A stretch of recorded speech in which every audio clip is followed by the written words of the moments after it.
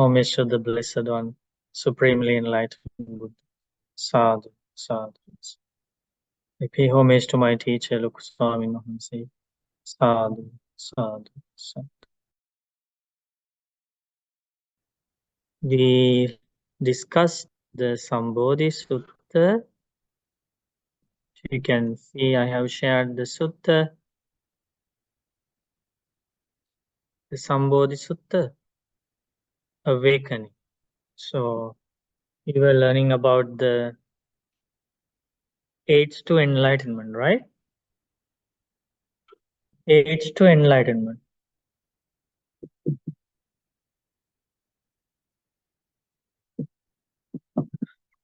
And the Buddha taught about the first factor as the aid to enlightenment. Do you remember the first one? Nibbāna. Yes.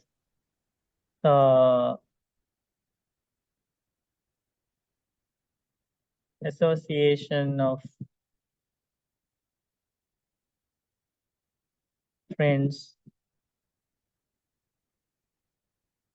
in the Dhamma. Now you understand the difference between ordinary friend and friend in the Dhamma, right? Friend in the Dhamma means that friend respects the precepts. The friend understands the value of keeping precepts. The friend understands the importance of realizing the Four Noble Truths, and the friend encourages you to, practice wholesome qualities. He never encourages you to do evil things. So he's practicing basically the Noble Eightfold Path. That's the first aid to enlightenment. What do you think? Have you already found those Kalyana Mitras in your life?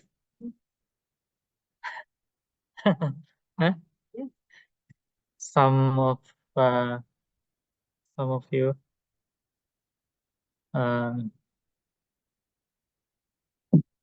Second aid to enlightenment, as Buddha realized. So this is the first one, right? This is the first one. Second one is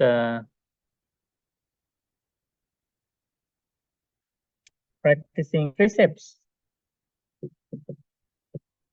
So we are trying to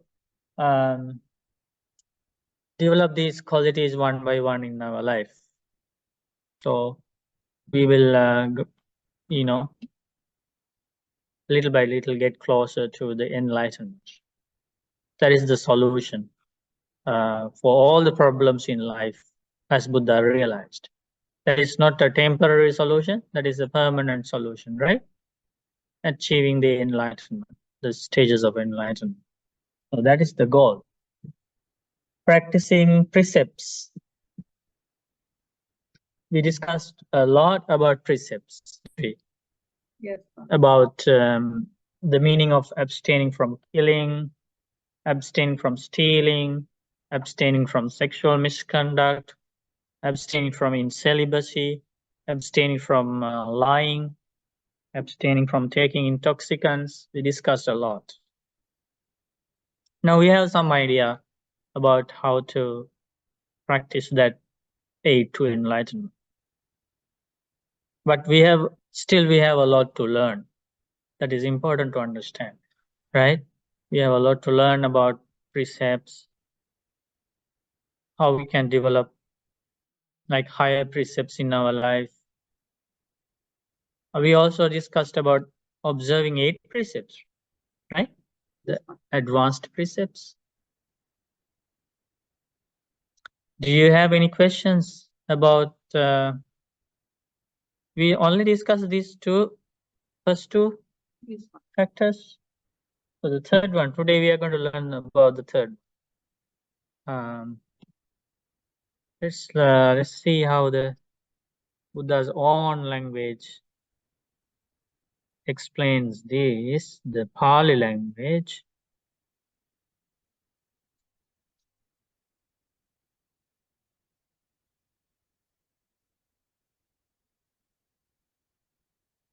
That is a beautiful explanation here.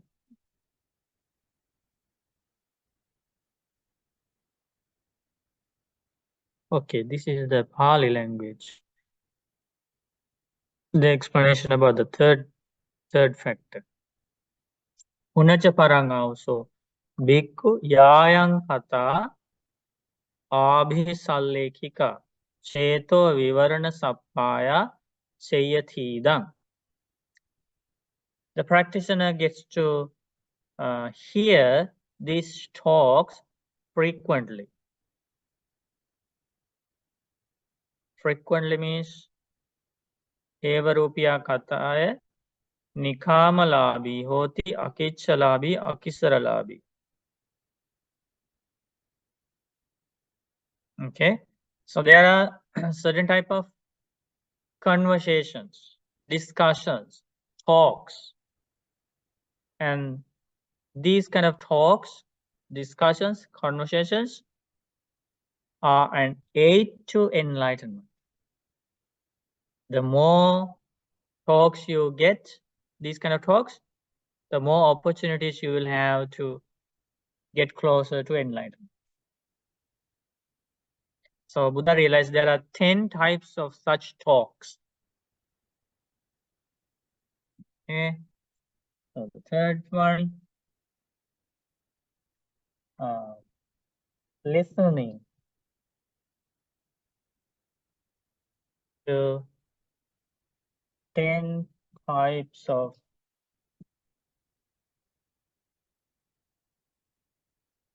let's say, wholesome. Okay, is that better? Wholesome talks.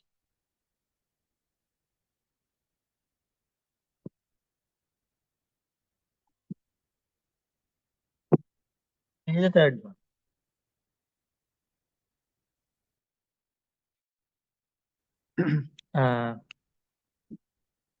Listening to the 10 types of wholesome talks frequently. That is the key word.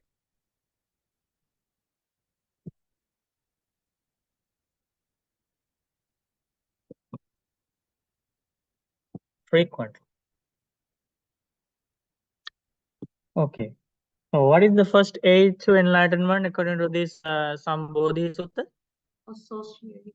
Can everybody read? Second one? Third one? Okay. Now we are going to learn about those 10 types of talks. If you can take your life to that environment where you get to hear these 10 types of talks frequently, that means you are getting closer to enlightenment. Because these 10 types of talks are very powerful. Do you understand? So you can have a separate subtopic about these 10 types of awesome talks, okay?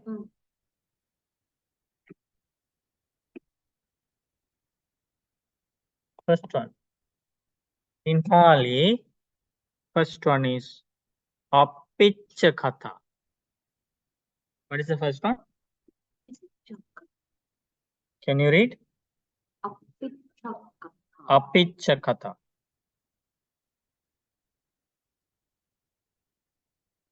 What is the translation? Fewness of wishes. Fewness of wishes. Do you have any idea about it? What is the meaning of fewness of wishes? Like when you have good quality, you can say, But do you get the meaning when you hear fewness of wishes? no one. No, right? So, okay.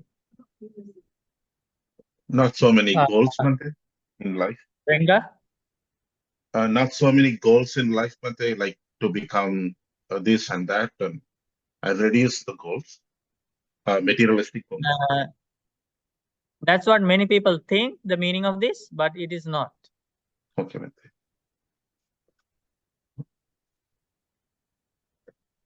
You can have many goals in life. Buddha encourages for that. That's called Uttana Sampada. Being energetic, not being lazy, work hard.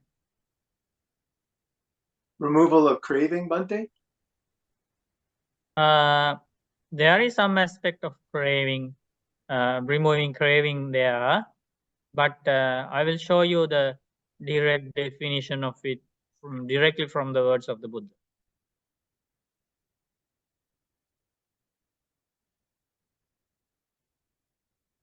But for now, you can understand like this, okay? What is a good translation for that? So hiding your good qualities. Okay, for now, let's write it like this. Fewness of wishes. Fewness of wishes. If somebody can send me the link for Anuruddha-sutta, can you put that to the chat box? Anguttara Nikaya Anuruddha-sutta.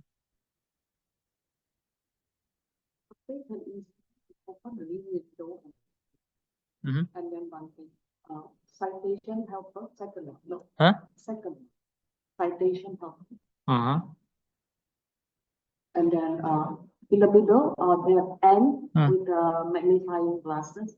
No, the N. Down. Yeah. Down, right. N.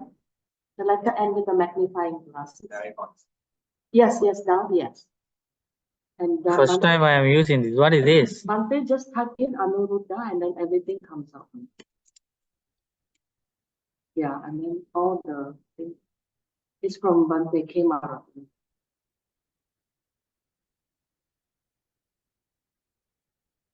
Is that magic? Nobody told me about this. Normally it takes long time for me to find a sutta. That's Nobody actually told me about from this. Sutta Friends website. It should be punished for not sharing this with the world. Okay, so this here, Buddha teaches us the meaning of fewness of wishes.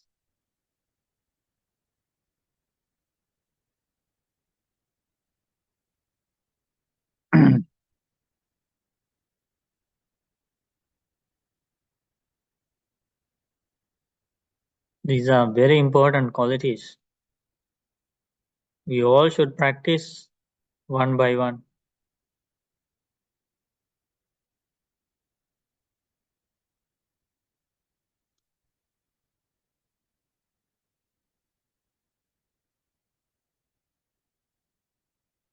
Oh, okay, here. Appiccasayam bhikkhave dhammo nayam dhammo mahiccasati. This teaching is for those of few. Oh, have I shared it? Yes, Bhante. Can Renga see? Yes, Bhante. What can you see? This teaching is for those of few wishes, not those of many wishes. Can you keep reading? Thank you, Bhante. That's what I said. But why did I say it? A mendicant with few wishes doesn't wish. May they know me as having few wishes. When contented, they don't wish. May they know me as contented. When secluded, they don't wish. May they know me as secluded. When energetic, they don't wish. May they know me as energetic. When mindful, they don't wish. May they know me as mindful. When immersed, they don't wish. May they know me as immersed. When wise, they don't wish. May they know me as wise. When not enjoying proliferation, they don't wish. May they know me as one who doesn't enjoy proliferating. This teaching is for those of few wishes, not those of many wishes. That's what I said, and this is why I said it. Yeah. Okay, so So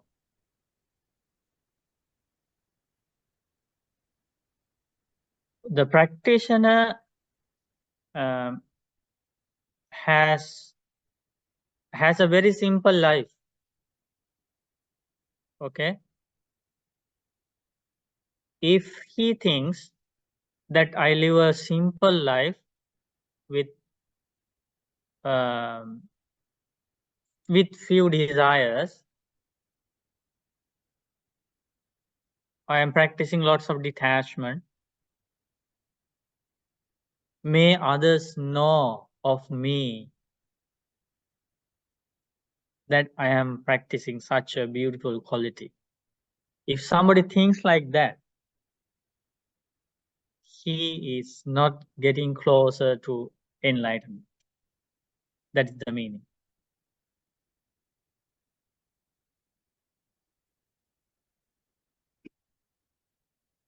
Because you are showing off a quality. Okay.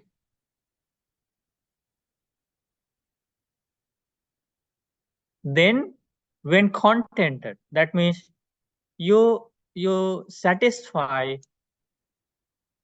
with what is available. You don't complain, oh, I don't have this, I don't have that, why they treat me like this, why they treat me like that. You don't complain like that.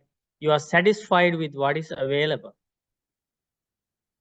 You are happy with what is available. You are happy with how others treat you, how others have helped you, how others give things to you. You are happy with it. And you also have a wish. If you have a wish, okay, I have this good quality in my life. I don't complain for anything. I don't ask more, this and that. So may others know about me that I am practicing such a beautiful quality. If you have that wish, then you don't have this quality. Fewness of wishes. You have the opposite. Okay. Then Buddha teaches, Pavitto mang janayunti ichchati. You like to meditate. You like to live in seclusion. You don't like spending time chatting with others and gossiping, this and that. You like a secluded life, meditative life. And you want others to know that. You have a wish. And you act in a way that others get to know that you are practicing this beautiful quality. If we have that wish inside, we are not getting closer to enlightenment. We are going away from enlightenment. And when we are together, if we discuss about showing off, that means you are not getting the third one. When you are with your friends, you discuss how we can, tell the world that we are practicing these good qualities. So, we will be praised wherever we go. That means you are not getting the third one. Instead, when you get to hear the talks about hiding your qualities, importance of hiding your qualities for the Dhamma path, practicing those qualities privately, not showing off. If that is highlighted in your conversation with somebody, and those are the kind of talks you receive frequently, that means you are practicing the third quality, third aid to enlightenment. Next one, Aradha viryo samano aradha viryotiman janayunti ichchati. Na ichchati, okay? So you strive to abandon unwholesome qualities and you strive to develop wholesome qualities. You try to practice precepts and you are working very hard. You are making effort, honest effort to do wholesome qualities. And you want others to know that. You have a wish. May others know of me that I am such kind of a person. If we have that wish, it's not an aid to enlightenment. What is the aid to enlightenment? You practice that quality. You make an effort inside, internal effort, and you don't have that wish. May others know me as an energetic person in the Dhamma. So you don't want to show off. Upathita sati samano upathita satiti mang janayunti na ichati. So normally these are like normal human conditions, right? If somebody achieves something special, there is this normal habit. We want others to know. That is a normal human condition, and we have been practicing that for a long time in this samsara. Even for very little things we achieve in our life, we want others to see. We have pictures, and so everybody can see. Isn't that the normal human condition? And if we achieve something, we call many friends, and we tell them, we share the news with them. That is why we have not yet attained enlightenment.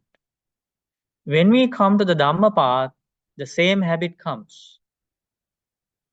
If somebody achieves a very little thing in the Dhamma, and if we want others to know that, even though we think we are getting closer to enlightenment, no, it's the opposite.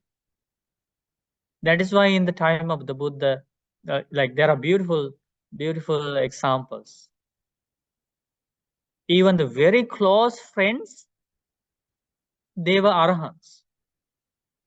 Very close, living in the same monastery, practicing the path together. They were all arahants, but nobody told each other.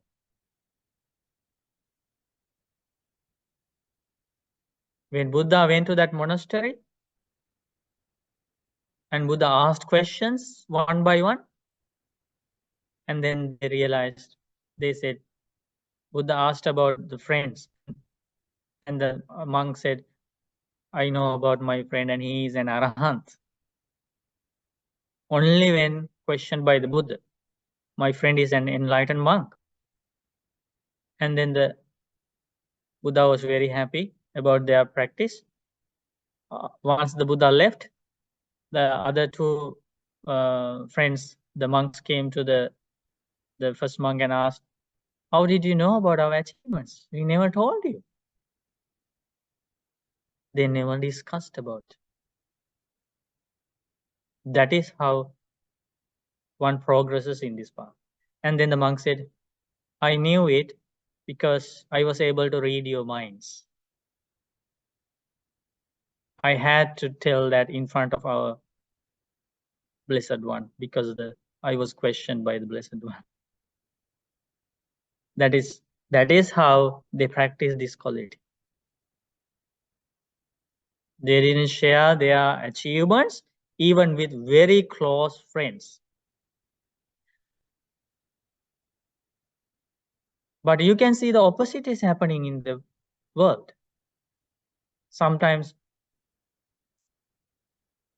they pretend to have achieved the advanced qualities. Sometimes they misunderstand about their achievements. They write books. Sometimes deliberately they write things that they have not achieved in order to gain praises, gifts, veneration from the world. The people who have really achieved never did that, because they were practicing the very first quality Upatita sati.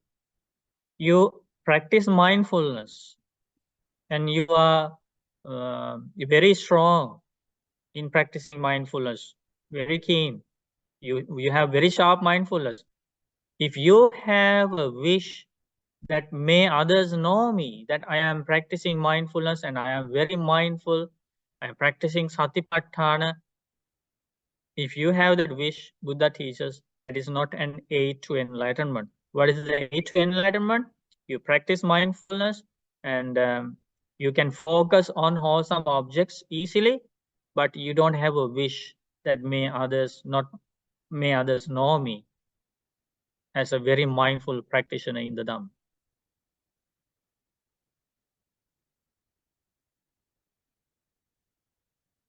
Samahito man janeyunti na ichchati.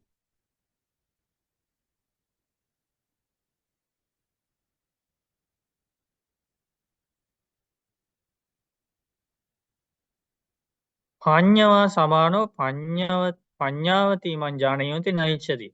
Okay, panya means wisdom. So you are very wise. You understand many things in the Dhamma. You have a very good understanding about the Four Noble Truths. Very good understanding about the dependent origination. But you are very humble. Others even can't notice that you have a deep understanding.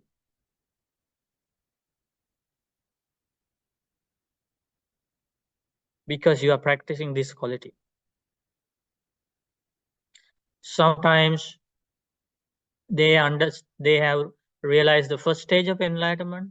A disciple of the Buddha has realized the first stage of enlightenment, or second, third, fourth, and others don't know about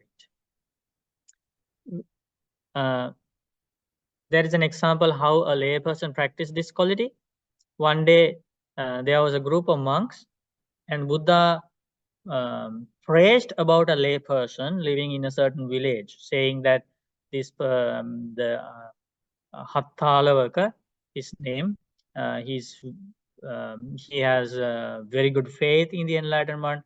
He has very good precepts. He is keeping precepts very well. He practices shame of wrongdoing, fear of wrongdoing. He's very energetic. He abandons all unwholesome qualities. He develops wholesome qualities. He's very energetic, and he has a very good understanding about the Four Noble Truths and like that. So that the group of the monks who were listening to that, there was one monk.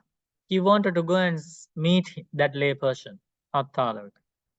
So he decided to go one day, and he went there and he met him, and he came and he worshipped the monk, respectfully offered the dana, and then the monk questioned, the Blessed One praised you a lot, and that saying that you have these beautiful qualities.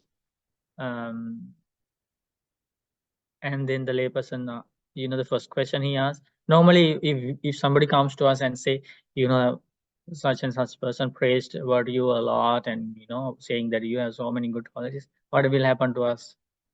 Is that true? Did he say that like that about me? Wow, how lucky I am. Right? Normally that's how we act in the ordinary world. But this lay person who was practicing this quality, this one, you know what he said? He asked the monk, when the Blessed One was praising my qualities, was there any lay person there listening to that? That's what he asked. He didn't want other lay disciples to know about his good qualities, because he didn't have that wish. May others know about my good qualities. So then the monk said, no, there were no lay people there, only monks. Okay, then that is good. He was happy. And then he discussed more Dhamma with the monk, and the monk also had a very good Dhamma discussion with him. And then he left. And another day, when the monk So the Buddha, the monk said, "Oh, blessed one, I went to see that lay person, and this is how we discussed about it. And when this is how he asked this question. He asked whether there were any lay people there when the Buddha was praising about, and I said, no, no. And then the Buddha said, okay, remember, that is his next good quality. Fewness of wishes.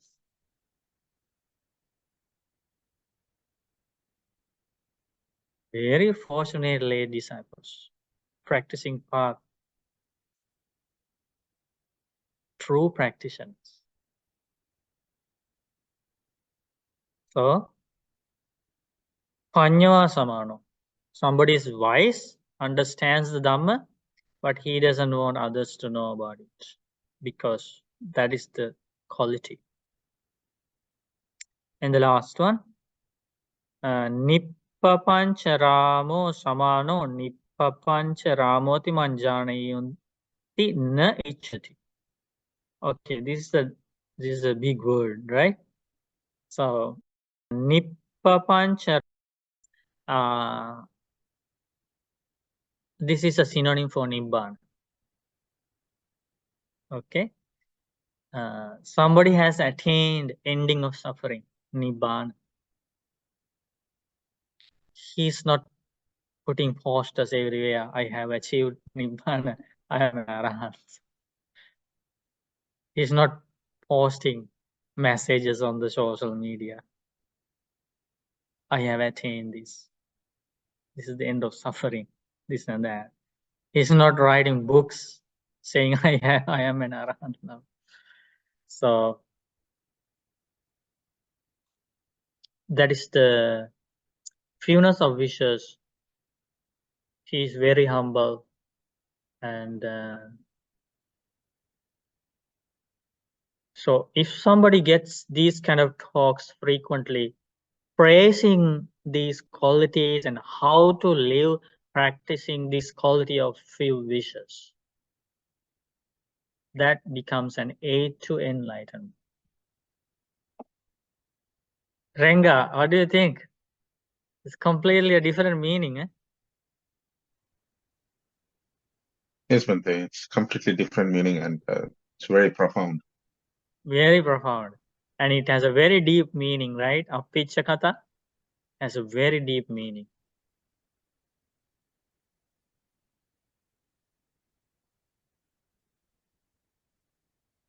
So what are those qualities we have to hide?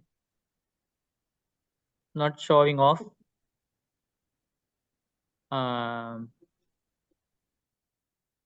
Fewness of desires. You have very few desires, but you don't want to show that off. Okay.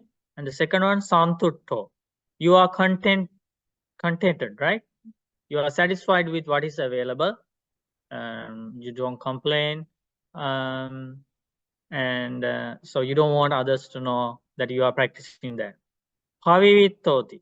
And you like to meditate alone, you like the seclusion, and you don't want others to know that.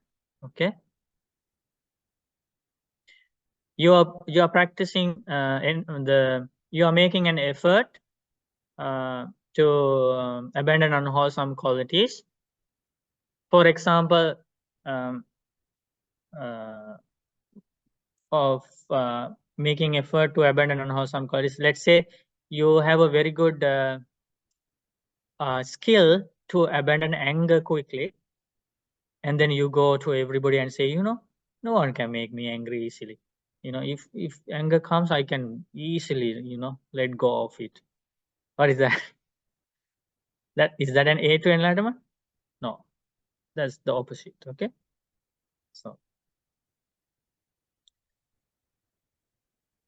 being energetic, we have to have that as a private quality. And then mindfulness, you practice mindfulness, and you keep it to yourself. And then samahito means samadhi, the unification of the mind. You don't want others to know that. And wisdom, you don't want others to know that quality as well. And then attainment of Nibbāna, those ones. We go back to Sambodhisutta.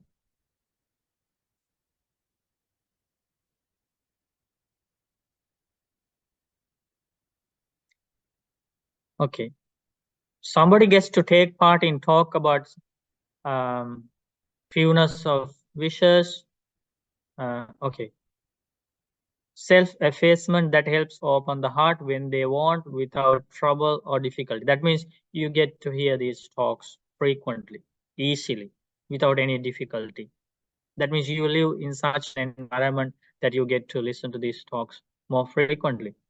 Okay, that is talk about fewness of wishes, contentment, seclusion, aloofness, arousing energy, ethics, immersion.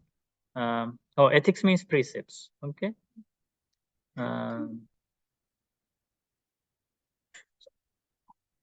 So we only discussed about the first one, fewness of wishes. Fewness of wishes. Second one, we need to learn the second one. This is the kind of talks you get to hear frequently. Sambodhisutta Katha.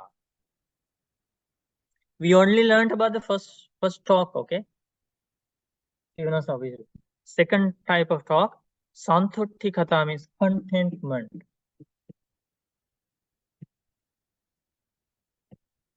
Okay. So that means you get to hear these talks of being satisfied with what is available and not being like always complaining and living with unsatisfactoriness. Or I wish I had this, I wish I had that. This is nothing to do with planning in life, achieving goals in life, having dreams. Nothing to do with that. But people are suffering sometimes, even though they are very rich, but still they are thinking they feel some lacking and they always need more. That kind of mentality that is discussed here. So that is an obstacle for the path. That's not an aid to enlightenment. You have to maintain that happiness, internally about what you have achieved so far, about the help you have received from others so far. You have to appreciate it. So that becomes an aid to enlightenment. And if you get to hear these kind of talks frequently, like for example, when Buddha was alive, Buddha would always encourage the monks to be contented with the robes that are made from the rag robes, from the garbage clothes. You make a robe, and Buddha teaches, okay, be happy with this. There's a beautiful explanation about being happy with, and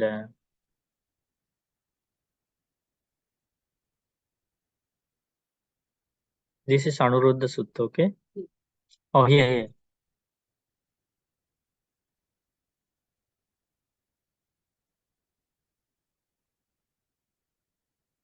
See? So this is about some 8 thoughts of a great man. Okay, Buddha teaches, first you will reflect on these 8 thoughts of a great man, and you will get the 4 absorptions. That means your meditation is going really well. Blissful meditations in the present life that belong to the higher mind when you want without trouble or difficulty. Okay? Then as you live contented, see that word contented, Sambodhi. You live contented, your rag robe. That means the monk is happy with the rag robe, okay? That rag robe will seem to you like a chest full of garments of different colors, seems to a householder to householders. Okay. The layperson, when a layperson buys very expensive, very good clothing, and that layperson experiences happiness because of those expensive clothing, the Buddha teaches, if monk is contented with what is available, and if his spiritual path is really good, this practice is really good, the monk will experience better happiness with wearing the rag robe than the happiness experienced by the lay person who wears a very expensive dress. Did you get the idea? Because he practices this contentment. Okay. So, Santuttikata. I wanted to highlight that how Buddha encouraged about contentment, because that's an example about talks of contentment. See? So that is the meaning of receiving these talks, these 10 types of talks frequently. When you have the association of the Buddha, when you are in that environment, you receive those talks frequently.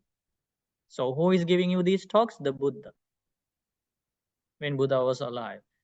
Like in the same way, if you live in such an environment where your friends in the Dhamma always encourage about practicing these qualities, contentment, fewness of wishes, and other qualities, then you are receiving these 10 types of talks. And there is more here. But that is, it will be for your enjoyment, relief, and comfort, and for alighting upon extinguishment. That happiness you experience through contentment becomes an aid to enlightenment. But that is, as you live contented with your scraps of alms food, that means the monk with the alms ball goes from house to house, right, asking for food.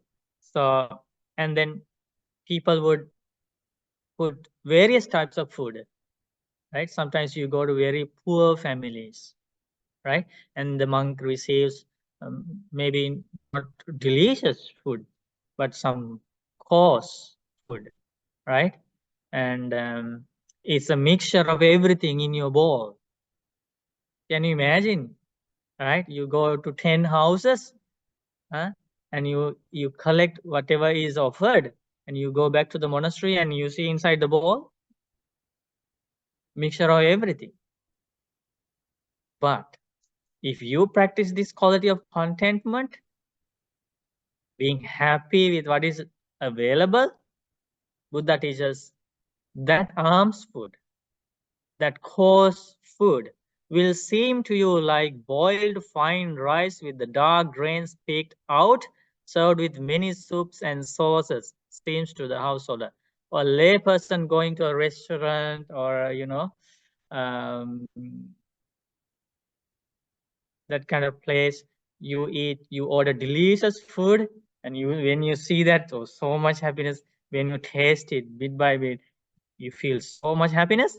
But that is, a monk can experience advanced kind of happiness with these scraps of food, with this coarse food, if you practice the content. So this is a very good message. The happiness is not produced by that object itself. The happiness is produced based on something else. The happiness is produced by an internal quality. Otherwise, if the happiness is produced by this external object, then definitely when you pay more for a delicious plate, right, you should have gained that happiness. That is what has not been understood by the ordinary world. Ordinary world thinks the happiness in this is in these external objects, or the happiness is in the external people. So we try to find that happiness from external people. We think happiness is in their hand. We try to find the happiness among the external objects. So we try to collect things, many things. Our house, our closets, our cupboards are full of things, because we thought if we buy this, happiness will come. If we buy that, happiness will come. Eventually, we are still not contented. Because of that, there is no inner peace. But these monks, the Buddha, the enlightened monks, the lay disciples who practice the path, they experience an advanced kind of happiness, having almost nothing compared to what we have. Like they don't have a closet full of beautiful clothing. They only have 3 robes for the entire life: inner robe, outer robe, double robe. But they experience advanced kind of happiness. That's why world is jealous. There are some discourses. Some devas are jealous of monks' happiness. There's nothing in the forest, but they seem to be very happy. So much happiness in their faces. How come this happens? The one deva went up to the Buddha and questioned, and Buddha answered, because Buddha answered, they are happy in this forest because they are fully contented. They are not remorseful about past. They don't have wishes about future, and they are contented with what is available at present. That was the answer of the Buddha. So this is a beautiful quality. Buddha teaches when the monk is contented with his coarse food, the happiness surpasses the layperson's happiness. It will be for his enjoyment, relief, comfort, and for alighting upon an extinguishment. Extinguishment means Nibbāna, freedom from suffering. Buddha teaches, as you live contented, you are lodging at the root of a tree. Okay, so the monk is contented with the shelter. What is the shelter? A mansion? Luxury apartment? No, his lodging, his resting place is the root of a tree. He lives outside. He spends most of his time living in the forest, outside, and only in the rainy season for those 3 months in India at that time. Most of the monks would go to under a roof, so to live under a roof.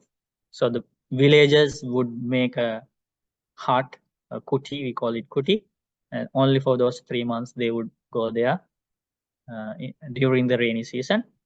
So for other months, his house is under the tree.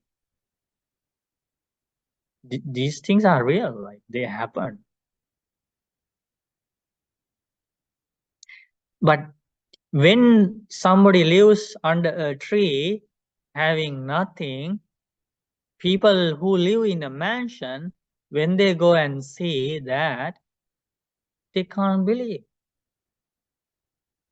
because they work so hard to get a mansion and still no happiness. But this monk living under a tree, no comfortable beds, no pillows, no nothing, but seems to be very happy. Buddha teaches it is true because he is contented what is available, and that lodging at the root of a tree for the monk will seem to him like a bungalow, plastered inside and out, drought-free, which latches fastened and windows shuttered seems to layperson. Why? Because he's practicing the quality of contentment. Is that clear? So inner quality, okay? Inner quality decides your pain or happiness. And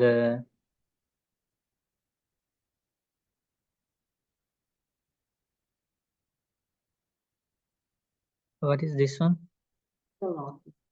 Huh? As you live contented, your lodging at the root of a tree will seem to you like a couch spread with woolen covers, piled pure white, or embroidered with flowers and spread with a fine deer hide. Those are the luxurious items used by the people 2,600 years ago who lived in India, with a canopy above and red pillows at both ends, seems to a layperson. This is like the life of a king or a minister, right? So, but the monk experiences a advanced kind of happiness living under a tree. He doesn't have a bed. He doesn't have pillows. How does he sleep? He has this double robe and he folded it to four and lay it down, and that's his bed. Even Buddha slept like that.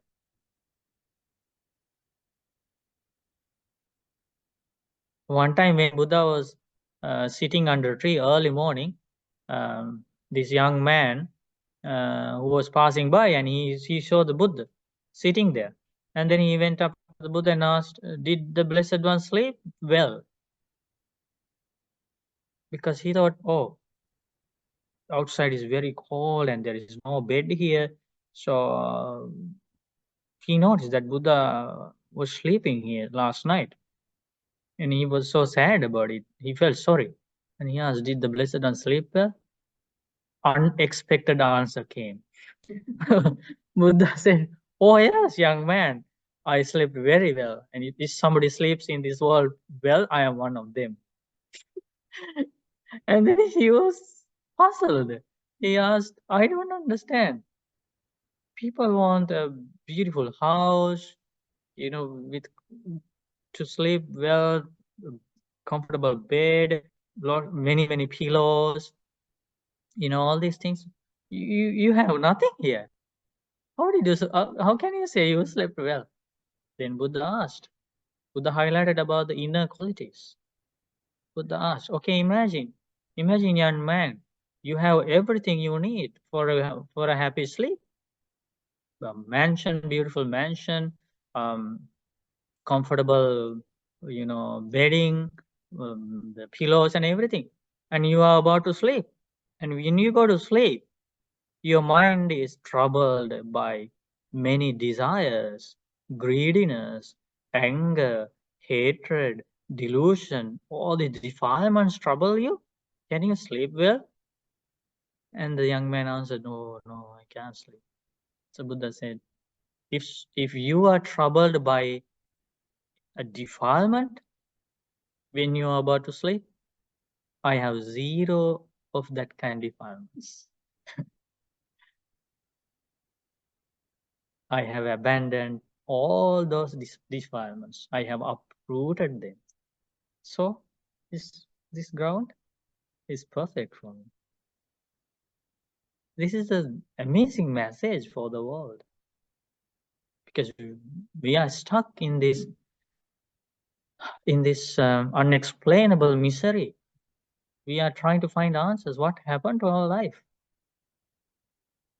Why doesn't this true happiness still come to my life? Right? We are all questioning. Entire world is questioning. So these are very powerful messages. Okay, this is interesting. Buddha teaches about next contentment.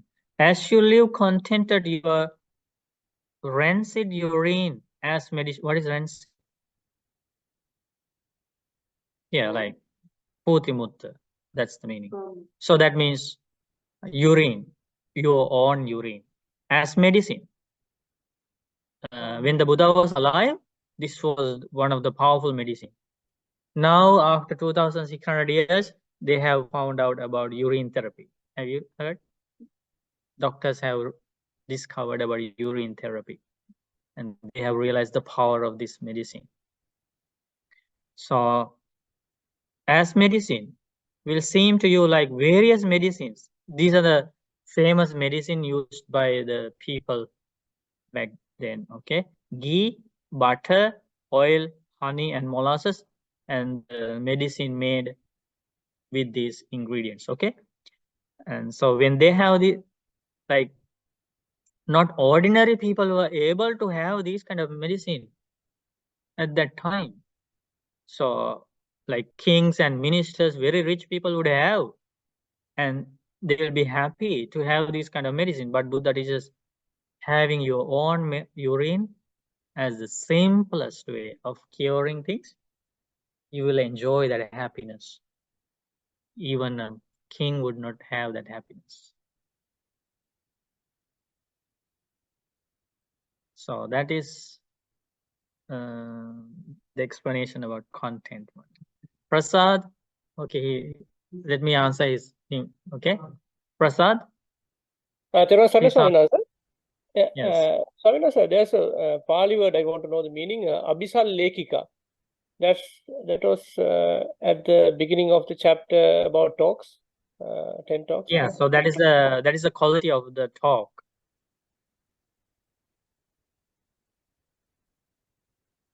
Here, Abhisal Lekika.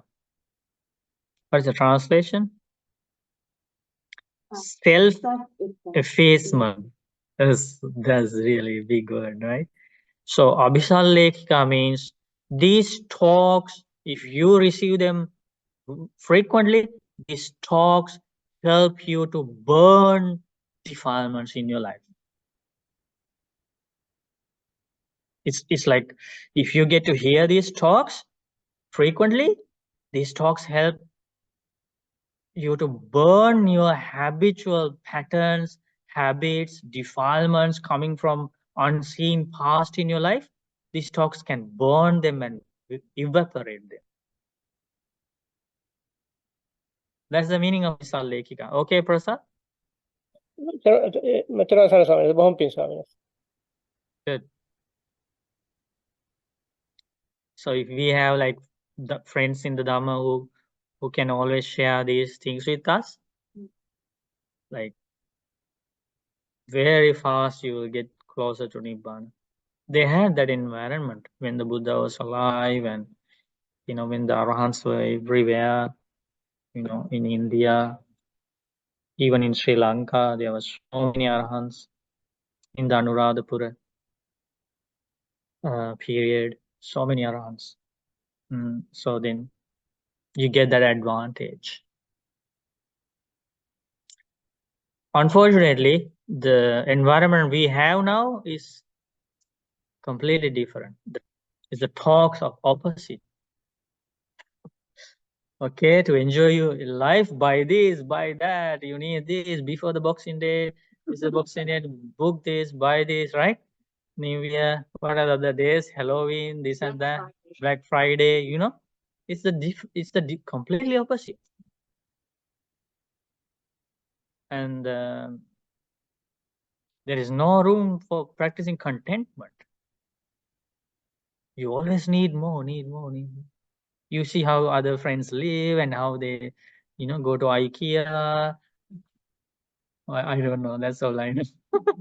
There are the, fancy places, your friends buy things, and now in Instagram, Facebook, they share things, and all the, younger generation and even other people, they see how other people in their age, show off how to practice content.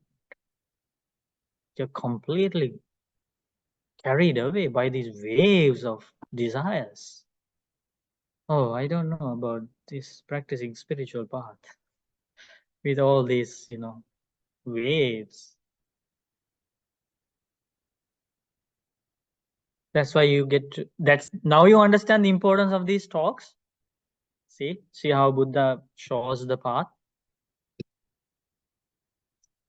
So that is the second type of talks about contentment.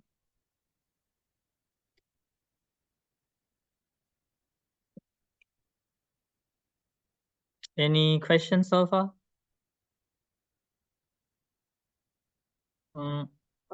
But as lay people, you cannot practice like that. You cannot live with 3 robes, right?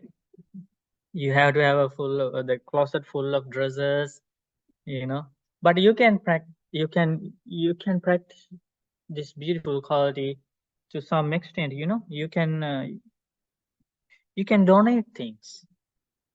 You can donate things and enjoy that happiness. People have already donated lots of winter clothing in the basement. If you go there, you can see lots of winter clothing to be donated to the people in need. So shelters. So you can practice these qualities at least to some extent, by donating things to others, sharing things with others. And you understand the clear difference between the fewness of wishes and contentment. 2 different qualities. Okay.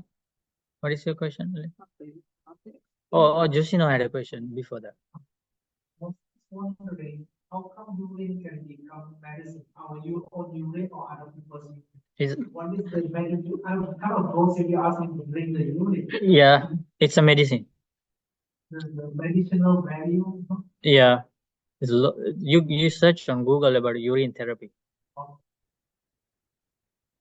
The modern scientists explain many things about it, benefits about it, about the urine therapy. And the amazing thing is, without any laboratory things, with Buddha's amazing wisdom, Buddha realized it the benefits of it 2,600 years ago. Now 2,600 years after, scientists, after doing so many researches, now they have concluded urine therapy is a powerful medicine. Isn't that amazing? The wisdom of the Buddha. Okay, Linda, your question?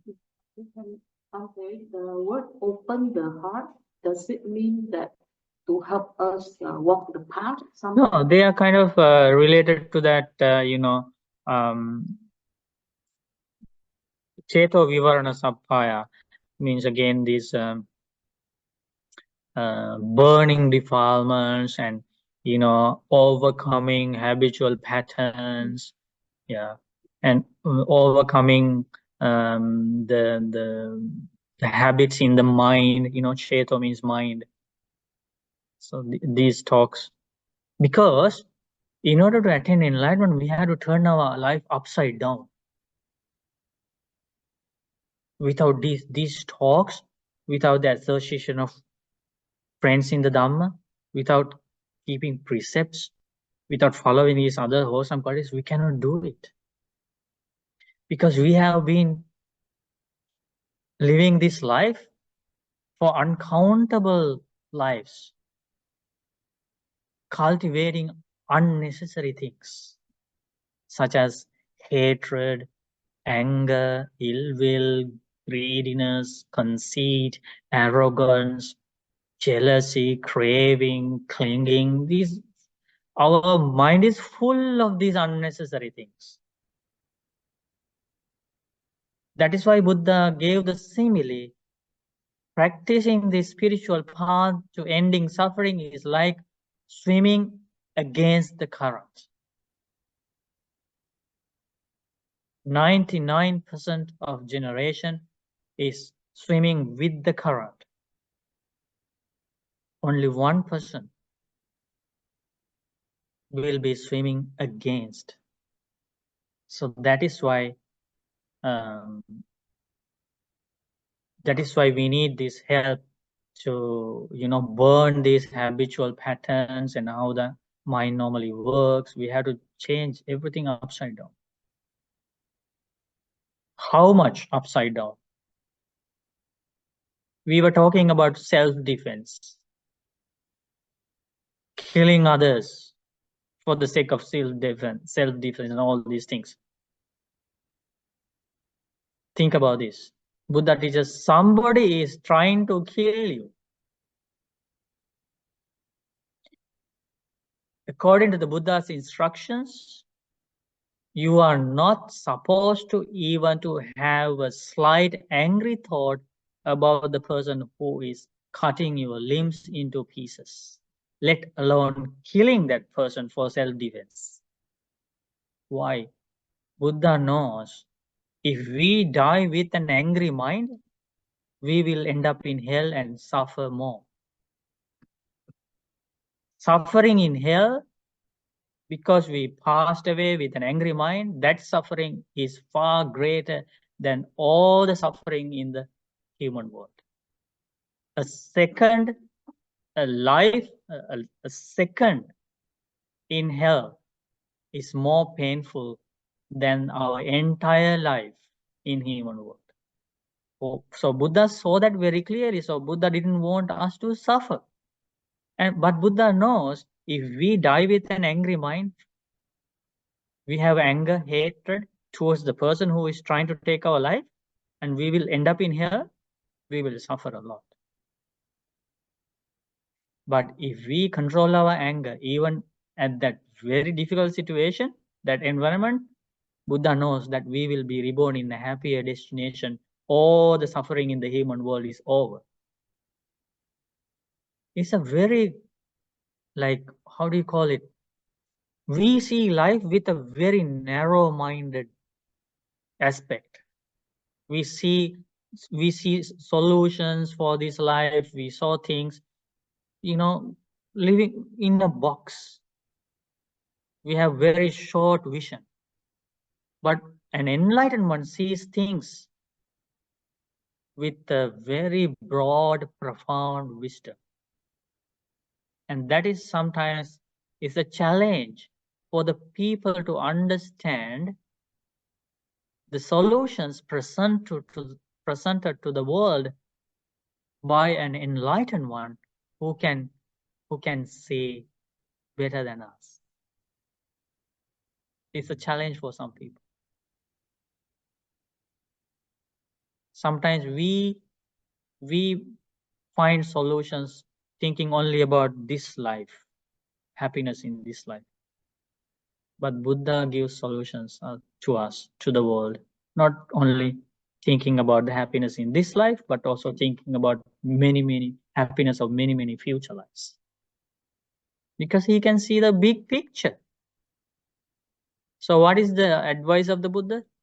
Even if others are killing you, Buddha teaches, if you can control your anger, you are my true disciple. Never ask me about killing somebody for self-defense. You are not even supposed to have an angry thought for the killer. Okay.